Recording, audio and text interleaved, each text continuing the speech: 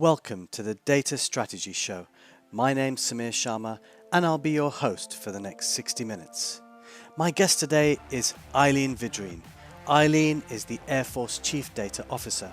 She's based out of Washington, D.C., and she develops and implements strategies for enterprise data management, analytics, and digital transformation to optimize performance and drive innovation in and across all missions and operations.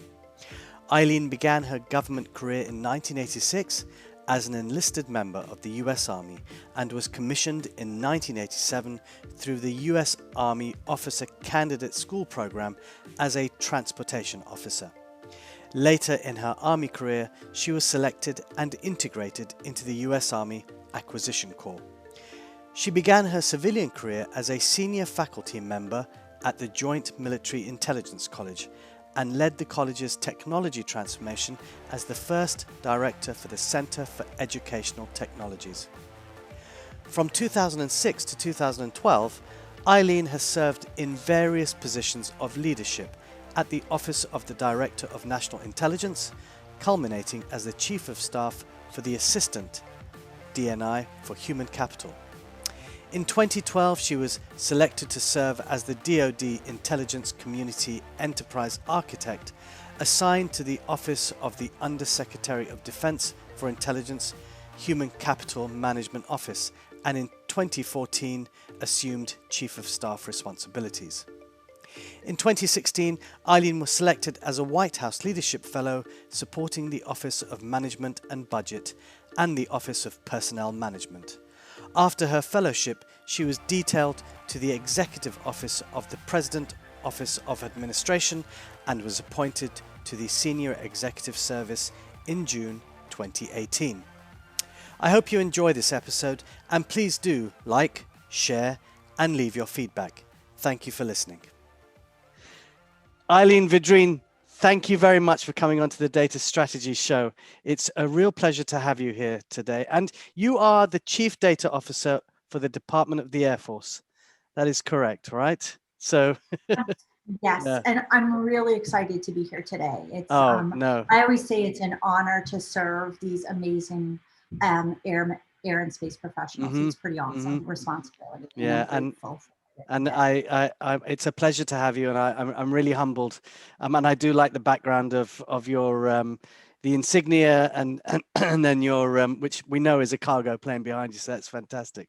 I do love that. So listen, what really would be good, Eileen, is if you just give us a little bit of your journey to date, and sort of your career and sort of the highlights. Well, I actually started my leadership journey in the Army.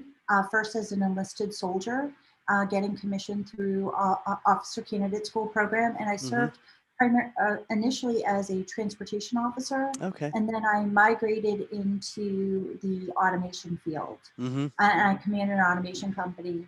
I pivoted out of the military service, and I worked in industry and academia.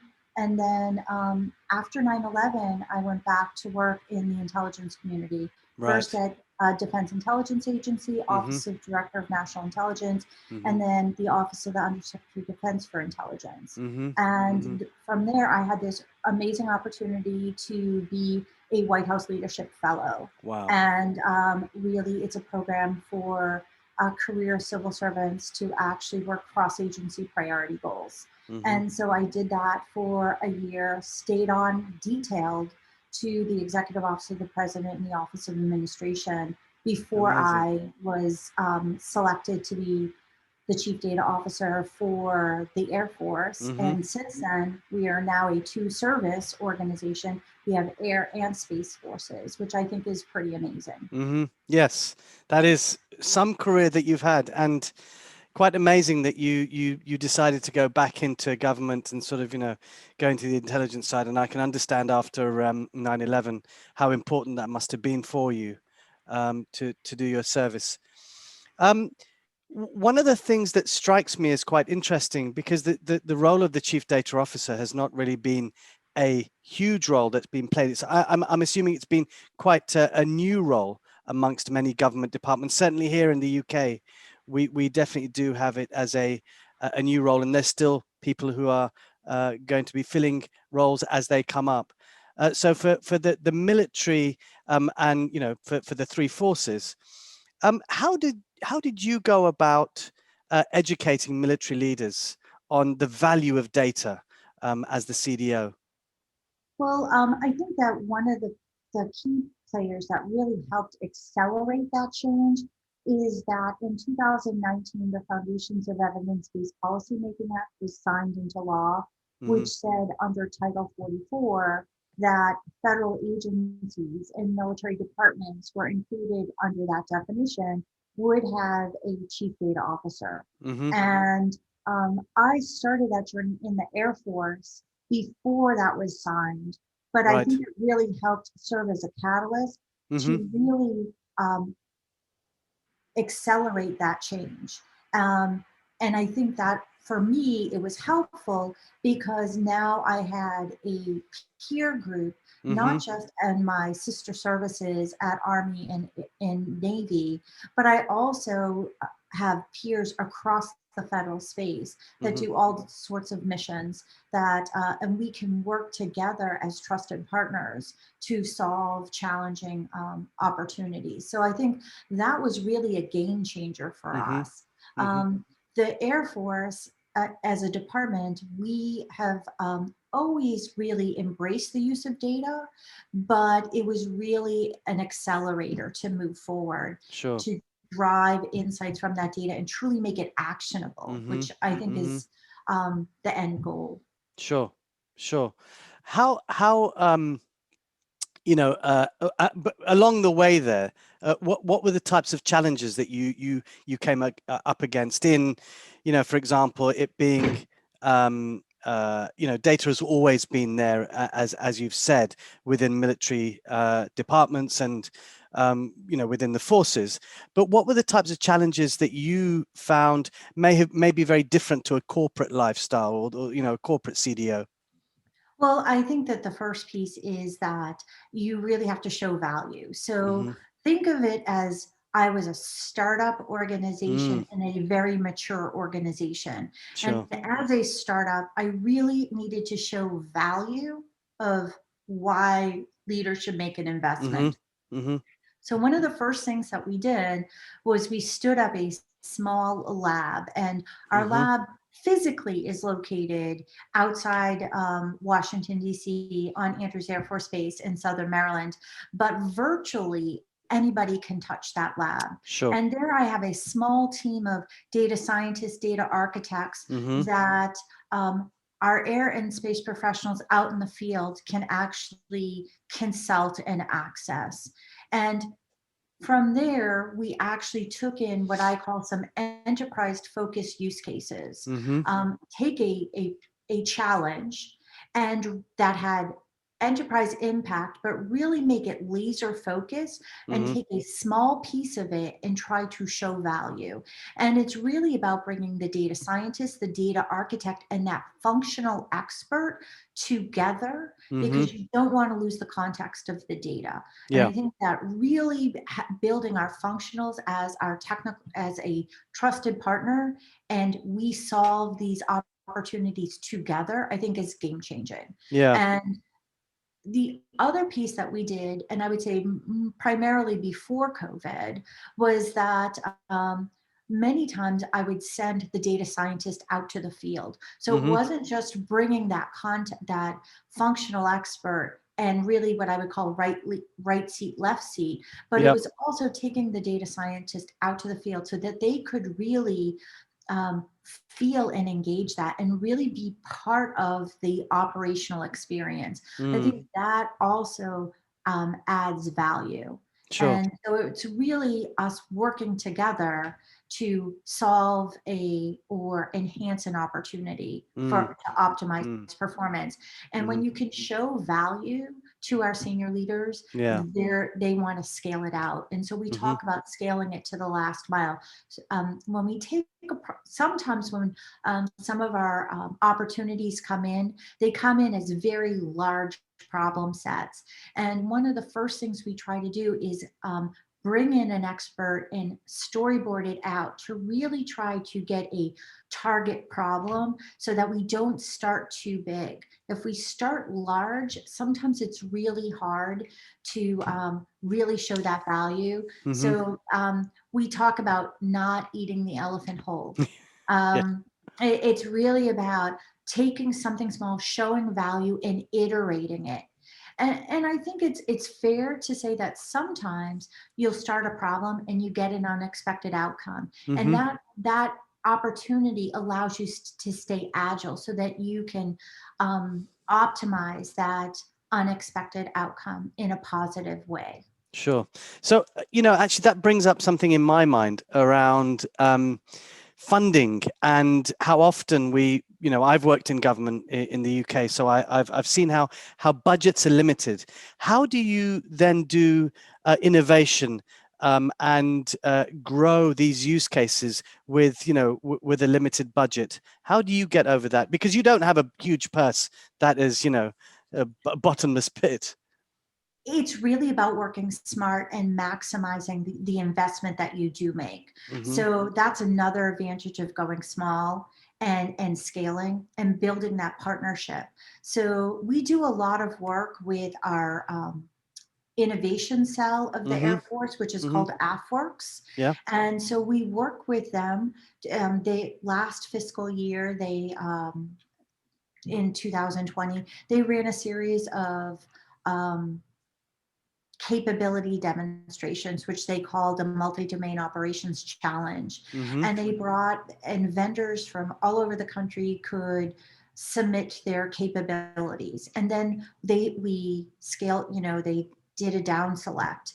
And sometimes we can share that cost with other with other organizations. So it's not that my team funds everything. It's really a shared cost to make sure like we can build a foundation and leverage them. We also have tried very hard to try to buy smart. So many times we buy software as a service and then we buy an application and it takes a while to get it on the network. So we've kind of flipped the script on that. And so how can I work the security parameters as I'm going through the acquisition process? And last year we actually brought in one data preparation tool that we actually got it through all of our security work before the contract was actually done. Wow. And so when it was purchased on, the final contract was done on a Friday in partnership with our AFWorks Innovation Cell, people came to work on, I would say Monday morning, but some people were using the tool over the weekend because we pushed it out. And so that way we could actually maximize our licensing time. Sure. So I think it's really about that partnership in terms of making sure that we're working together. Another piece that we did to really try to be trusted partners with our industry, our industrial base, was really to publish a data service reference architecture so that it was a publicly releasable document. We're actually currently working on version 2.0, which we are hoping will get published maybe as early as next quarter. But the goal there is so that our defense industrial base truly has the roadmap of where we're going tech-wise, so that because we can't do it all alone, and we need to leverage innovation in industry as part of our solution moving forward. Yeah. And I love that idea about the collaboration between each of the departments, which, you can do more with that collaboration and cross-fertilize ideas and so on. So there was a special meeting on January the 26th, which has been made public, and I just want to read something out here.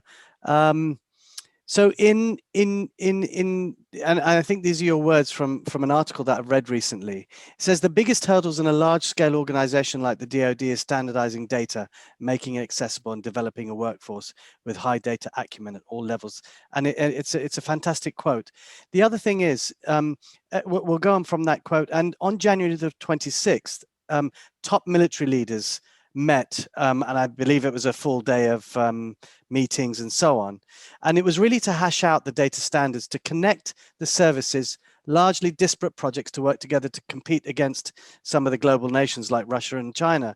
And the wording that you all settled on was that the data fabric is a DoD federated data environment for sharing information through interfaces and services to discover, understand, and exchange data with partners across all domains, echelons, and security levels.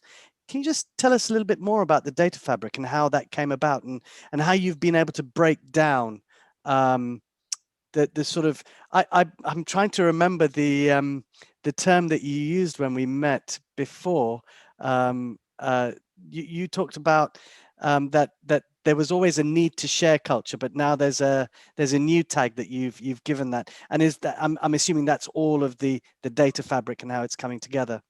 So one of the things that we did as a group, teammates last year, was that the military CDOs, Tom Cicela at Navy, David Markowitz and his predecessor Greg Garcia at Army, and the DoD CDO, David Spirk, we all co-authored a DoD data strategy. Yes. And we talk about various goals for capabilities, and it really centers around what we call Vault IS: visible, accessible, understandable, linked, trustworthy, interoperable, and secure. And that data fabric conversation that we're talking about is that interoperability is critical. We don't, whether we're doing any type of mission, humanitarian or other, we have to be able to, at the speed of mission, share data.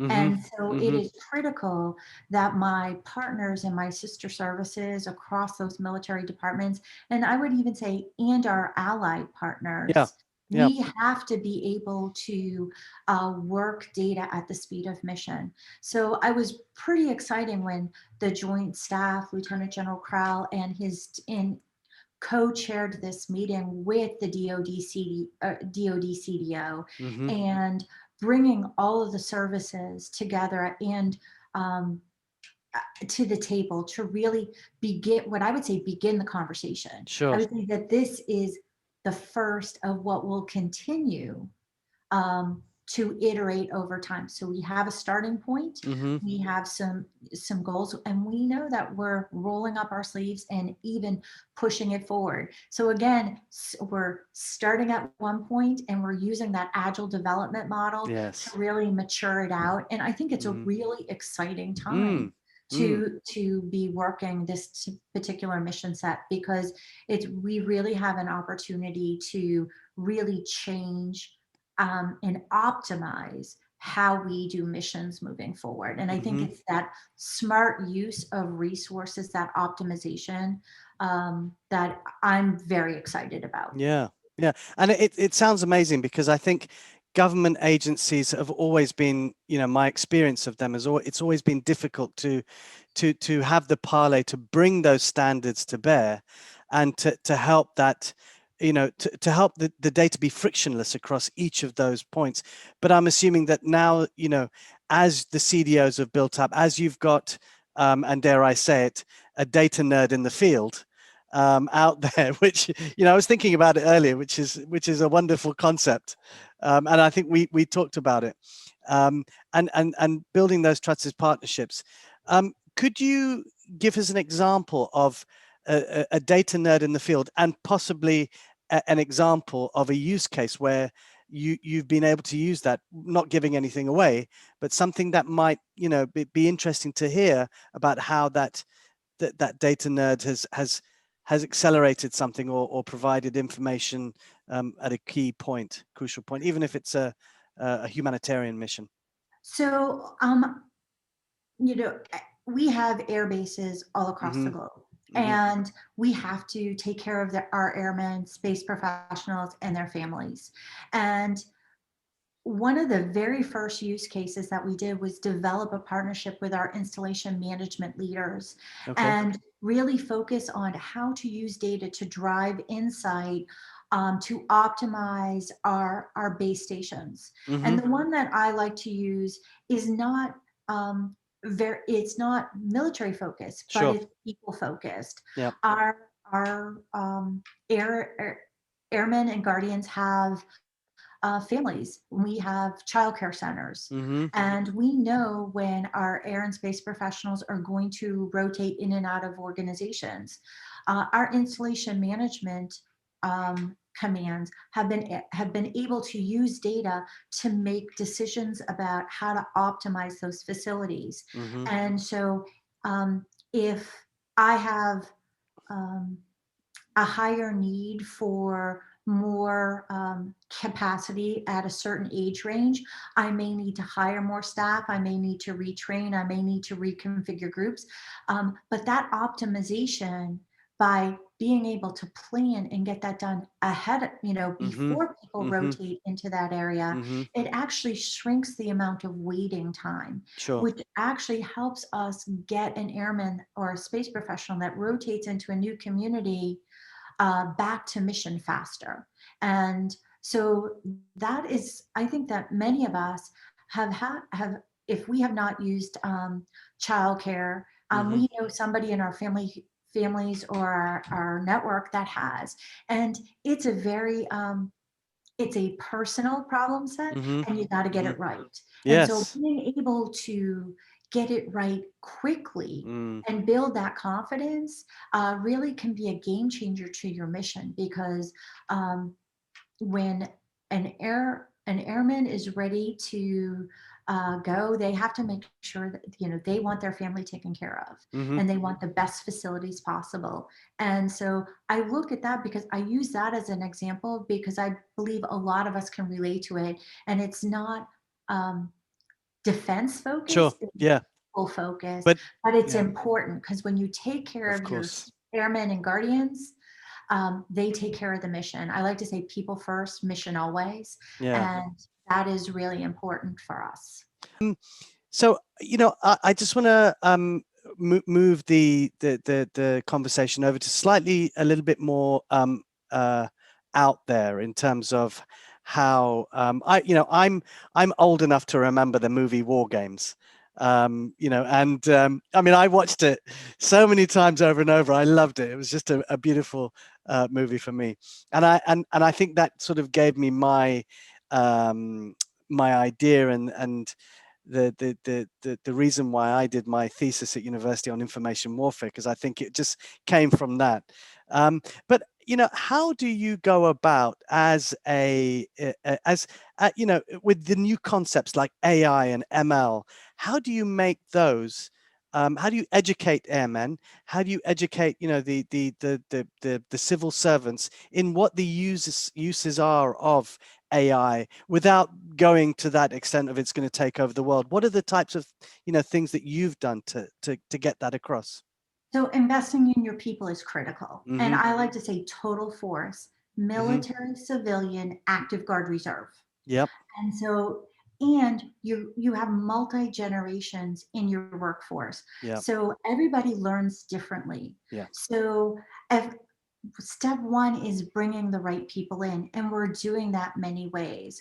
I am super excited Mm-hmm. that this year at the Air Force Academy, we have our cadets at school majoring in data science and minoring in data science. They will go into 2 military services, Air or Space Force, Mm-hmm. and they will go into all different mission areas, logistics, intelligence, etc. I mean, and that will bring new capability across multiple domains moving forward. And it's, I think, one step of making data part of every air and space professional's Yeah. part of their core DNA. But on the civilian side, one of the first things that we did year one was build a 12-week summer intern program. Okay. Our department has always had interns, and we brought in our first data science interns, Mm-hmm. and we put together a structured process where they came in and worked side by side with some of our top data scientists and data engineers on a use case. And our very first data science intern, he is now a full-time Department of the Air Force civilian right now, which I think is Fantastic. awesome. Yeah. So Yeah.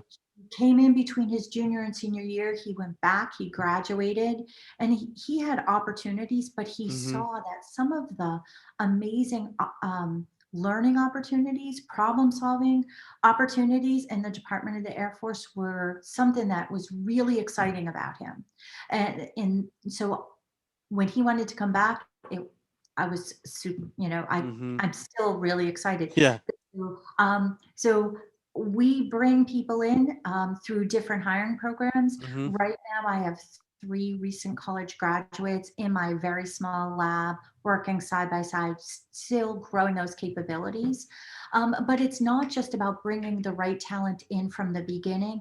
It's also about investing in our airmen and our space professionals Mm-hmm. that are already here.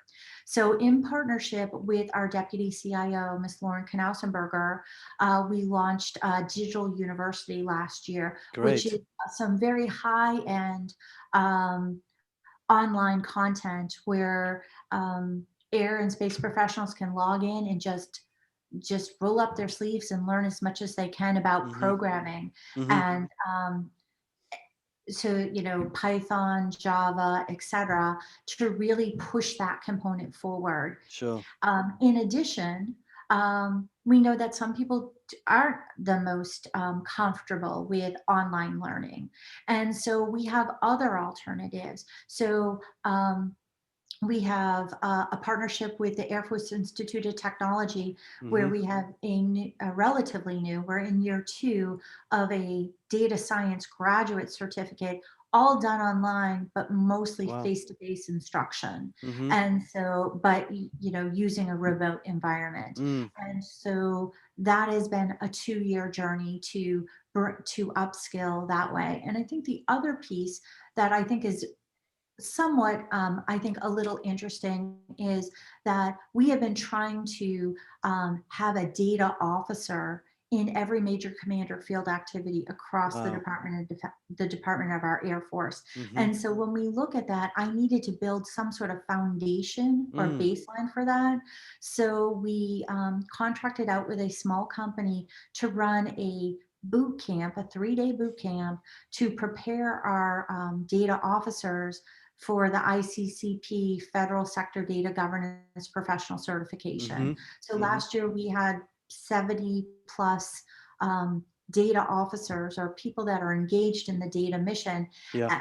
that at all different levels really kind of have a baseline now that we can build from. Mm-hmm. And at the end of those 3 days, they all sat for the ICCP certification Yeah. exam, and Yeah. we had a near perfect first time pass rate. Incredible. So now we can take that to the next level, and really, now that we know that there's a framework to build from, Mm. because we Mm. had people of all different capabilities. And so that level setting to get everybody to a certain foundational point to build from, I think, is pretty exciting. Yeah. And then the last piece is some people just learn best by hands-on experience. Sure. And our department loves our competitions. So we last in 2020 we ran our first virtual datathon. We Okay. partnered with our innovation cell, Mm-hmm. AFWorks, Mm-hmm. and we also have a accelerator at Massachusetts Institute of Technology Yep. focusing on AI. Mm-hmm. And so they came in with a problem set for the C-17 scheduling problem, and we put people virtually in groups, and over 3 days our winning team actually had optimized scheduling at a 92% accuracy rate. Wow. and Wow. and that is pretty awesome, Yeah. because it's a very cumbersome um, time um, time challenge to do Yes. all of that scheduling and get Yeah. it right. So Yes. Yeah. to be able to automate that capability. But Mm-hmm. what was also really exciting about the Datathon was the fact that there are other really interesting approaches and some of the alternate solutions. So we Mm-hmm. could take all of the results from the datathon, I like to say tie it up with a bow, Mm-hmm. send it back to our AI accelerator at MIT, and our airmen working side by side with some of the smartest people on the planet in artificial intelligence Mm-hmm. can continue to perfect it so that we can even get a stronger outcome in the Yeah. future. Yeah. And right now, we're actually prepping for our next datathon. We will Mm-hmm. actually run. It's not a exciting name. I'm calling it a cleanathon Okay. because in order to get to AI and Yep. machine learning at the speed of mission, we Sure. need really high end quality Absolutely. prepped data. And Mm-hmm. when we hear in all of the news clips that all these really smart people are spending their time on data prep, I said, what better way to use our really smart air and space professionals is include them in the process. So Absolutely. we identified some data sets that we really want to accelerate and perfect. Mm-hmm. And we're Mm-hmm. going to, over a 5 to 6 week process, we'll kick off our cleanathon datathon on the 23rd of February. And I know that they are going to come up with some amazing results because I am always surprised at how innovative and Yeah. smart our airmen are and our space professionals. So it's Yeah. pretty exciting. That is amazing. And I really understand now the sort of startup culture that you've got, because, I don't think I even see that in a, from what you've just talked about, a cleanathon in the private sector, which I think is brilliant. They should really take that as a kind of framework to use that back in some of the private sector companies, because data quality is a huge issue everywhere. And I know you have to get it right, because it's a critical pillar for what you need to do, and in particular, just scaling into that last mile, as you mentioned earlier. So one of the things that keeps coming up in my mind is you've managed to do a lot in such a short space of time, which is incredible, since 2019, and certainly since you've been in your position. Government has a particular culture to it. And then when I look at the military world, they work on the command and control structures. And so now you bring in this type of very flexible, agile work environment. How do you break down the culture that already exists and sort of try and introduce data and weave it into that fabric without it being counterintuitive? How do you do that in a very large, huge organization like the Air Force? Well, I think that's why I'm so excited to be in the Mm, Department of the Air Force because leadership at the most mm, senior levels of our department are absolutely embrace innovation and change. yeah. Any aerospace professional at any level with an amazing idea can generate it and it can move up to the highest levels of our department Hmm. extremely quick. That we've embraced innovation, and it's not just in the data field, it's also in the tech field. And that's why I go back to my partnership with Lauren Knausenberger, who's the deputy CIO. Hmm. She started as the innovation officer in the CIO shop. And one of her projects was Spark Tank, which was Okay. an innovation competition, which is modeled after the American TV show Shark Shark Tank. Tank. Yes, I just put it together. And if we go back a year ago and we look at some of the presentations, one year Mark Cuban actually came and actually served as a Oh, judge when he amazing. found out about it. And Amazing. I think it's out on YouTube. So Oh, well, I'll look out for it. but um, those types of capabilities to be able to compete and have your top military and civilian leadership um, really invest in innovative ideas Yeah. and to help it go quickly can be game changing. It is the speed of mission Hmm. and that acceleration, but it has to happen at all levels of an organization, and it has that innovative spark has to be part of that core DNA. Yeah. And so I think it's truly special. I think the other piece is that people don't realize is part of the journey of our office was that we had reservists take a pause from their civilian career, come back on active duty, bring capability from industry into our organization, and to have that agility and that flexibility. And I like to believe that when they go, and they do go back to their industrial positions post assignment, I think that our department is stronger because of that relationship of our reserve workforce. And I would like to believe that our industry partners are stronger from them having this opportunity to do a capability. And so I am very grateful to our reserve forces specifically because I was the first civilian hire in my organization. Everybody there when I got there were all amazing citizen airmen taking a pause from their civilian careers to bring a new capability into our department. Wow. And so I'm very grateful because it was an awesome opportunity. And I still have a few of those airmen that are out in the field. So we rotate them periodically. How do you from that? And I think this is going to be because as I was saying that, I was thinking about how on earth do you do data governance in an area like that, where you've got such a heavy, you've got a lot of data coming in and out all the time. And we talked about the data fabric, but I mean, that's going to be building over time. Right now, how do you do that data governance? That's why it was critical for us to have a data officer in each major command or field activity. And that's important because they're the point person. They may not have all of the answers at their fingertips, but they have a direct line into our organization so that, they can make a quick email, text, etc. And we are their lifeline. So I that see. Okay. working together with each other. Yeah.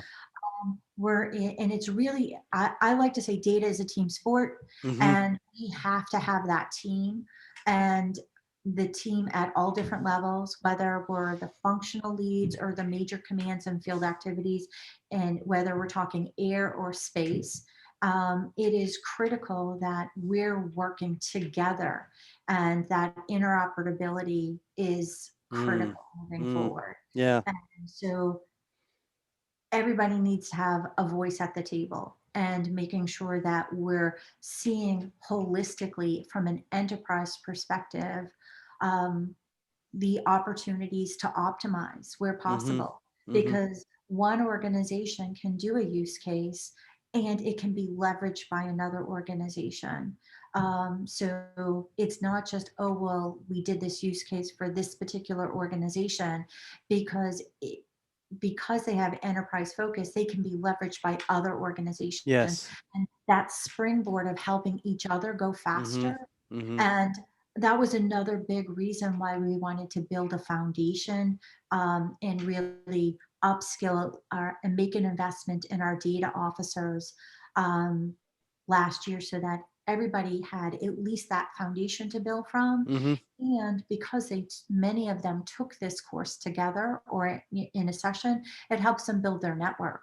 Right. So it's not just they can call my team, but their team is across other major commands now. And so they have that connective tissue, which helps us all go work smarter and hopefully, faster, which is. Yeah. Brilliant. So I've got one question that is, being in government and being at the heart of it in the Department of the Air Force, you are changing all the time, and every 4 years you need to change because you get a new leadership, new president in place. How does that affect the goals and how do you cater for that and those changes in a 4-year period?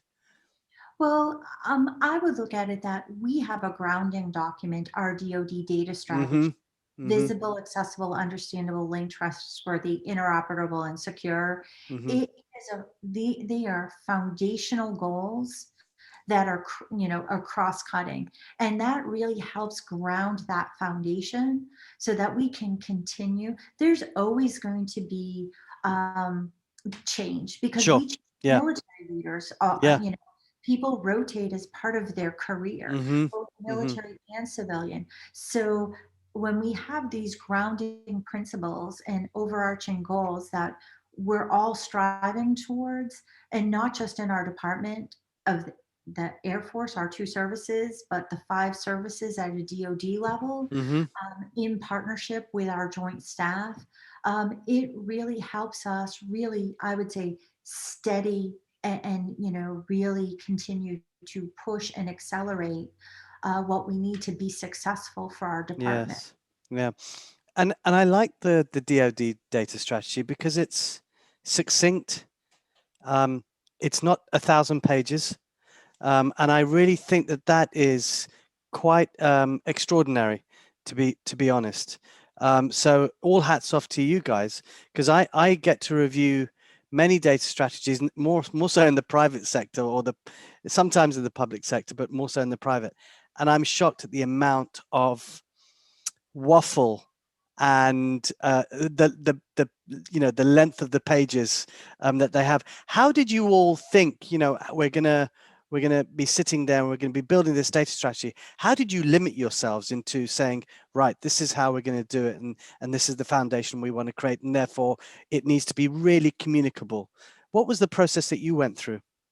Well, I will tell you that it went through multiple Oh iterations. yes. Uh, but the bottom line is we're teammates. And Yes. it was really about what we need to do to be successful Mm-hmm. and really being succinct. Yeah. And what I also think is very special about it is it gives us those goals and capabilities that we need to be laser focused, but it also allows each of our military departments and services Mm-hmm. to have their own persona in the implementation, Mm-hmm. because each of our services, we have our culture, our cultures, but this helps synchronize that effort Yes. while maintaining our core roots of who we are. Mm-hmm. And I'm very proud of my teammates that we were able to work together and actually publish this document, because it is a foundational document. And now I know, at least for us in our department, each of the departments actually publish our implementation plans on how to achieve that strategy. Fantastic. And that is the piece. And Mm. my data officers across our entire department worked together to Mm-hmm. make that implementation plan real. Yeah. Where next for the Air Force? Where next for you? And where next for AI and ML and the impact of data across the Air Force? Well, I am honored to be leading this group of amazing air and space professionals. I'm grateful for every day that I have the opportunity in the seat, because it is truly an honor to serve and Mm-hmm. represent these organ. And I look at my goal and my job is to really set the foundation so that they can be successful in their mission every single day. Mm-hmm. And so it's really about pushing for optimizing visible, accessible data, working with my colleagues in the CIO shop to make sure that we're secure in everything that we Mm-hmm. do. Working with my acquisition partners to make sure that it's easy to bring new or easier to bring new Yeah. technologies in, and we Mm-hmm. can make them operationalize them as quickly as possible. It's really about optimizing performance any and every way, working smart, Mm-hmm. and Mm-hmm. so that, and where possible, automate so that I can use my really smart air and space professionals for the most challenging work. Yeah. Yeah.